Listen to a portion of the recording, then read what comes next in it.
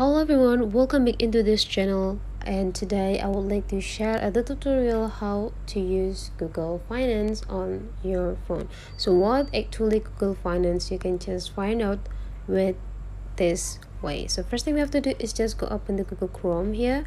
Okay, and after you are in the first page of the Google Chrome, you just need to type a Google Finance. Okay, and after that, just go click it and you will be arrived here. So to access the Google Finance directly, you just need to click this site. But then before you open it, you need to know what actually the Google Finance. So Google Finance is an application or a site that provide you a real-time stock informations of a company, international company, as well as you can also looking for the real-time currencies value from every country. Okay, you can also find out more about what Google Finance is by just go into their website.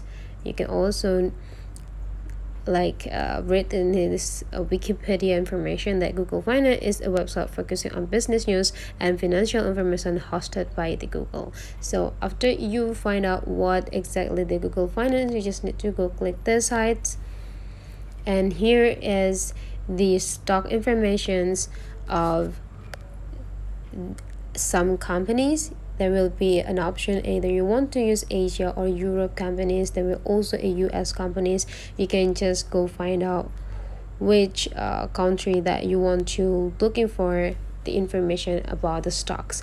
You can also find out the currencies now by just go click the currencies here, and you will be find out the currencies informations this day.